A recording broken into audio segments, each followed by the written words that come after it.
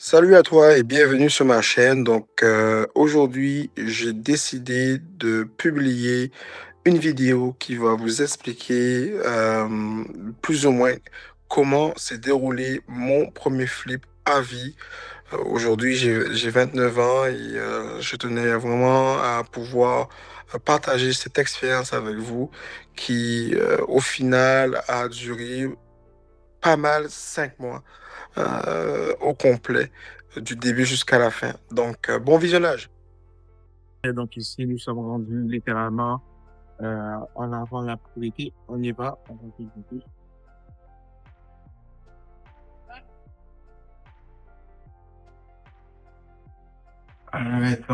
Ici, on est rendu littéralement à l'entrée de la propriété et nous avons complètement changé quasiment tous les matériaux qui s'y trouvaient à l'intérieur, en commençant par l'entrée et l'entièreté surface du salon. Ici, on a la cuisine qui est quasiment terminé. On a vraiment recréé des cabinets qui justement englobaient l'espace disponible dans la pièce. On a opté pour des matériaux quand même assez tendance, clairs et demandés surtout. Donc du blanc et puis pourquoi pas une petite touche d'originalité avec un backsplash puis un countertop noir brillant. Voilà, ça c'est pour la cuisine. Et juste derrière nous, on a l'entrée, mais du moins la disposition de la première salle de bain, donc celle du rez-de-chaussée, souvent qui va être utilisée potentiellement pour des invités ou alors les enfants qui peut-être vont habiter au rez-de-chaussée. Ici, on avait à cet emplacement-là, juste une salle de lavage. Et présentement, on a ajouté, du moins, on a juste simplement rajouté les connexions disponibles à notre égard et on a ajouté une salle de bain. Donc, une salle de bain ici, donc une douche. Et on a aussi l'évier qu'on a rajouté et la toilette, on l'a simplement changé. Donc, c'est vraiment ça pour cette pièce-là. Je rajoute aussi que toutes les fenêtres comme vous allez voir dans la vidéo, ont été aussi changées. Toutes les fenêtres, sans exception, ont été changées, incluant même la porte qui donne sur le patio. On a quand même une très, très grande cour, une cour qui est aussi munie de beaucoup d'arbres. Donc, on a même des arbres fruités aussi là-bas. On a des pommes, on a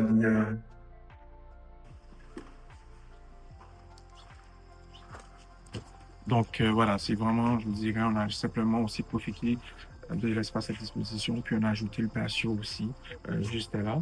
Et prochainement, l'emplacement dans l'ancienne piscine va être aussi recouvert, va être ici, du moins, refait, recouvert de gazon pour donner un cadre de vue beaucoup plus agréable pour le ou la première le ou la prochaine acheteur de la maison. Mais on a aussi profité pour changer complètement le système d'air conditionné de la maison. On a simplement acheté une nouvelle fournaise qui permettra de pouvoir alimenter la maison soit en chauffage, soit en climatisation en saison d'été, où des fois il peut faire très très chaud ici au Québec. On n'a pas forcément été sur du terrassement à 100%. C'est-à-dire, on n'a pas fait du pavé uni, on n'a pas fait tous les éléments qui demandaient potentiellement être faits, de façon à pouvoir surtout contrôler notre coût, faire le plus essentiel, c'est-à-dire l'intérieur. Puis, en ce qui concerne l'extérieur, ce sera vraiment à l'acheteur de décider qu'est-ce qu'il veut vraiment faire là-bas. Est-ce qu'il veut ajouter une piscine? Est-ce qu'il veut juste retirer la piscine? Est-ce qu'il veut peut-être tout faire ça, le PV uni? Ce sera à l'acheteur de décider. Voilà. Maintenant, on s'en va sur l'étage du dessus. On a évidemment ressablé, du moins on a sablé les escaliers. On a profité aussi pour faire une nouvelle teinture pour essayer de matcher avec les couleurs qu'on a choisies pour la peinture des murs. Évidemment, on a gardé cette poutre en bois comme celle-ci. Vous voyez ici, c'est un petit look plus original, différent de la maison. Donc, on a beaucoup de blanc, beaucoup de marron, même les planchers ici sont marron avec une teinte un peu plus claire. Donc, encore une fois, toujours pour rester dans une tendance. Donc, on se voit maintenant sur l'étage. Ici, c'est un petit doorway, justement, où va se disposer toutes les entrées des chambres. Donc, ici, sur cet étage, on a 3 chambres à coucher, 2 qui donnent ici, donc des chambres standards. Hein, on va rester vraiment dans le standard. Évidemment, il faudrait changer, peinture refaite au complet. Ici, il y avait un énorme trou quand j'ai fait ma prise de possession. On a refermé, on a mis l'isolation selon les codes de construction du Québec. Et évidemment, voilà, on a remis ça au bout du jour. Et même chose aussi pour la deuxième chambre. Voilà. Pareillement, au bout du jour. Même chose aussi, c'était ouvert. On a acheté la propriété. Dans le temps, il y avait eu un feu dans la cuisine il y a environ 15 ans. Donc, vraiment, toute cette partie-là aussi a été endommagée. Je vais vous mettre la photo pour que vous puissiez voir vraiment ce qui était à l'intérieur de ça.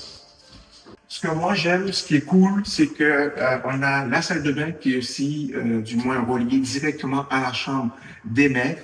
Donc voilà, les parents n'ont pas forcément besoin de prendre une entrée plus longue, ils ont une entrée beaucoup plus courte directement dans la salle de bain. Donc, on a été beaucoup dans le standard, on n'a pas été cette fois-là dans du tape-l'œil, c'est vrai, on aurait pu faire beaucoup dans les salles de bain, mais le focus de cette maison-là, c'était vraiment de s'assurer que tous les éléments de sécurité soient respectés et sans forcément juste aller dans le tapis.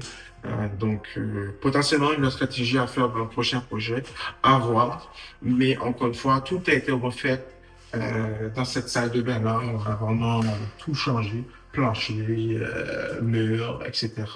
Évidemment, on a gardé quelques éléments hein, pour couper sous les coups, mais vraiment, tout a été refait. Donc voilà, je parlais tantôt de l'entrée directe dans la chambre des maîtres. C'est ici, juste à côté de la chambre. Boum, il rentre, et puis il n'y a pas de niaisage, il n'y a pas de bruit.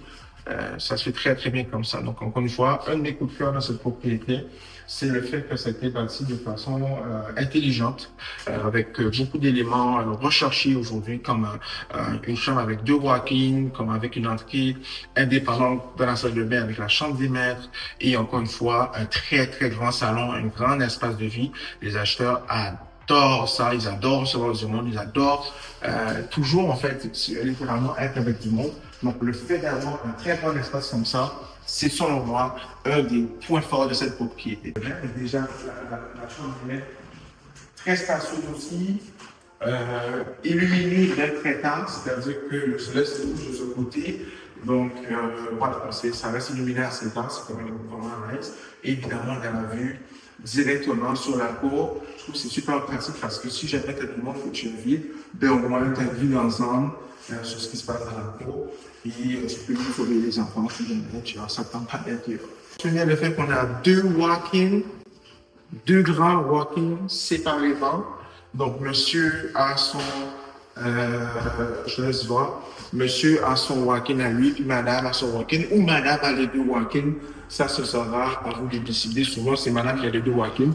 Donc, je pense que une personne qui aime ça là-bas, qui aime ça s'habiller, ben, ce sera vraiment son bonheur, littéralement, pour lui, cette maison. Et puis, encore une fois, parfait. Donc là, on est dans une des pièces les plus adorées, encore une fois, ici au Québec. C'est le sous-sol, c'est souvent le playroom ou alors le salon en d'autres mots. Souvent, c'est dans le sous-sol et puis on a aussi profité d'en faire un au complet parce qu'ici, il y avait vraiment rien du tout. Il y avait juste la dalle de béton, littéralement. Donc, on a fait littéralement l'air conditionné, la lumière, le plancher, la peinture et même la plomberie. Et oui, on n'oublie pas de nous amener plombier hein, dans la ville. Donc, voilà, on est spécial. On est vraiment le mieux possible. Le reste, ça va à disposition de l'acheteur, qu'est-ce qu'il va y faire. On l'a profité pour ajouter une petite salle d'eau. Donc, on se rappelle, à l'étage, on avait une ancienne salle d'eau. Fait que là, on l'a déplacée, on l'a mise ici pour plus, encore une fois, de commodité maintenant. Aujourd'hui, ça se fait plus des salles de lavage dans le sous-sol. C'est rare, rare, rare, ça se fait sur le rez-de-chaussée. Ah, évidemment, à part si on habite dans un plein pied, je le sais. Mais, encore une fois, super standard, on n'a vraiment pas compliqué pour ici. Voilà, avec la connexion ajoutée. Voilà. Donc, et on va finir sur la dernière et quatrième chambre, même chose standard, qui était fini, mais là, on a fait une petite correction parce que pour moi, je tiens ça vraiment à cœur que le prochain acheteur ait un bon investissement entre les mains. On en profite parce qu'il n'a pas été installé par notre contracteur. Là, on va l'installer, un clapet anti-retour pour protéger notre sous-sol. Ça, c'est super important. Maintenant, il y a beaucoup d'assurances qui refusent de refuser des maisons sans clapet anti-retour. Alors, on va le faire parce qu'encore une fois, on vit dans la game à un bon moment. Et on veut aussi que notre nom soit aussi bien reconnu. Donc, on va le faire. Euh, Ici, c'est notre tour room slash chambre froide, ou alors peut-être futur projet de l'acheteur. Et si vous constatez, j'aime ça beaucoup dire, c'est à l'acheteur parce que on ne peut pas savoir tout non plus. Je veux donner l'opportunité à l'acheteur de améliorer sa propriété, de peut-être embellir sa propriété. Donc ça, ce sera l'opportunité pour lui de le faire en choisissant qu'est-ce qu'il veut faire ici. Et il ne faut pas oublier qu'on n'a pas de garage dans cette maison-ci. Donc, simplement avoir un espace de storage comme celui-ci, je trouve que ça fait du sens pour beaucoup de monde d'avoir un endroit où mettre toutes les objets, toutes les affaires qu'on ne veut pas voir en général. Rester ici, je trouve que c'est le meilleur spot. Et évidemment, c'est un petit peu glauque, ça fait un petit peu peur, mais au moins, ça sert. Hein? On n'est pas là pour faire du tape à l'œil non plus. On est là pour faire des produits qui font du sens et qui répondent aux besoins des clients aujourd'hui. Donc, c'est tout pour cette vidéo-là.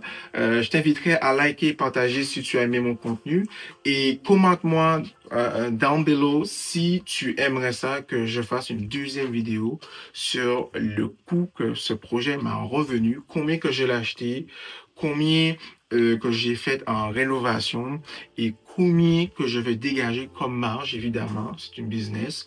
On n'est pas là pour vraiment faire la charité, on va vraiment offrir le meilleur service possible, mais il faut qu'on ait cherché un minimum de profit et j'espère qu'on en a fait un.